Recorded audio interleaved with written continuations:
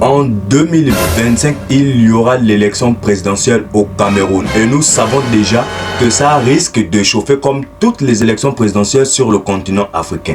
La majorité des candidats à cette élection présidentielle sont en train de se préparer et cherchent aussi à savoir si le patriarche suprême, M. Paul Biya, qui a déjà fait plus de 40 ans au pouvoir, va se représenter. L'un des opposants, M. Maurice Kamto, président directement du mouvement pour la renaissance du Cameroun, le MRC, et il a tiré à boulet rouge dans une interview ou une conférence de presse qu'il a donnée. Il nous explique les plans qui sont en train d'être préparés par M. Paul Biya. C'est-à-dire que d'ici 2025, nous risquerons au Cameroun d'avoir un coup d'état électoral et un coup d'état militaire. En tout cas, M. Maurice Kamto, l'un des opposants farouchement opposé à M. Paul Biya, il nous le dit. Donc, bien évidemment, je vais mettre son intervention pour que vous puissiez vous-même écouter, partager et me dire ce que vous en pensez dans les commentaires suite à sa déclaration. Est-ce qu'il risque d'avoir un coup d'état au Cameroun? Ou la question que nous pouvons poser, est-ce que le Cameroun a besoin d'un coup d'état pour libérer cette nation? Pour enlever Paul Biya du pouvoir, c'est un coup d'état ou c'est la mort biologique qui va l'attendre sur le trône? Parce que la majorité des présidents africains, ils adorent mourir sur le trône. Avoir plus de 100 ans au pouvoir. Peut-être que c'est un défi que Paul Biya s'est fait avec son ami qui est en Guinée équatoriale, Teodoro Obiangema.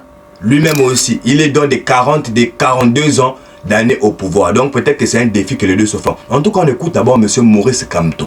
Donc il s'agit d'une déclaration sur le coup d'état électoral de l'ECA en préparation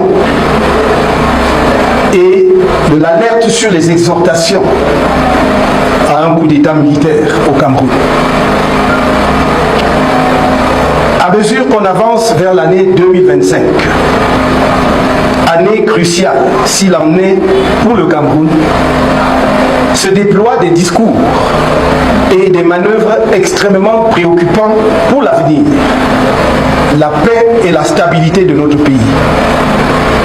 Les scénarios de coup d'État sont exposés en toute tranquillité par le parti au pouvoir, sans que l'on ait l'impression que les autorités de la République, c'est-à-dire celles qui sont en principe en charge de l'intérêt de l'État et du bien commun de tous les Camerounais, en soient préoccupées. L'apathie complice de ces autorités nous amène aujourd'hui à une situation où l'on est devant deux scénarios de coup d'État. L'un, le coup d'État électoral, est en pleine préparation et l'ECAM étant chargé de le mettre en œuvre. L'autre, le coup d'État militaire, est une exhortation appuyée et non dénoncée qui pourrait nourrir des tentations. C'est autour de ces deux constats que je vais organiser mon propos. Donc, M. Maurice Kamto nous explique les deux scénarios possibles qui peuvent arriver au Cameroun en 2025. Soit un coup d'état électoral, c'est-à-dire que l'organisation même qui ficelle et qui programme les élections présidentielles au Cameroun, forcément, ils vont commencer à magouiller pour représenter, pour faire passer leur candidat, M. Paul Biya. Ou soit, il y aura un coup d'état militaire, mais un coup d'état militaire ne peut être fait que par un patriote militaire. Un militaire patriote camerounais.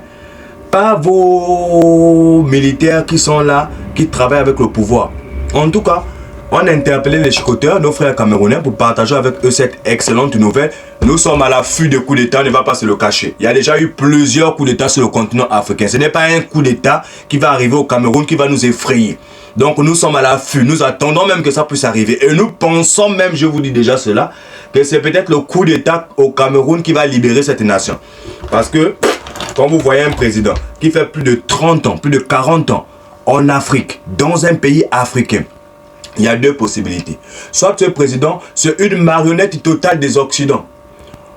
Parce que un président en Afrique, qui est dans un pays africain, qui souhaite à travailler pour le bien de sa population, il est forcément éliminé. Forcément. Ou il est écarté du pouvoir. Mais quand vous voyez qu'il y a un président comme ça qui dure au pouvoir, plus de 30 ans, plus de 40 ans. Les gars, c'est forcément le deuxième choix. Hein. C'est une marionnette qui travaille bien évidemment avec les pays occidentaux à ce que le Cameroun puisse faire quoi? Puisse être épuisé avant que lui ne laisse le pays. C'est ça, c'est ça. C'est pas qu'il a duré comme ça. Sinon, depuis, si vous voulez travailler pour le bien des Camerounais, les Occidentaux devaient l'enlever depuis. Hein. Depuis. Mais il a eu la protection des Occidentaux. Il a eu même, on va dire ça comment? Le soutien moral, physique et souvent un peu financier. Bon, même si c'est lui qui donne plus l'argent, mais souvent, c'est financier aussi. C'est financier aussi.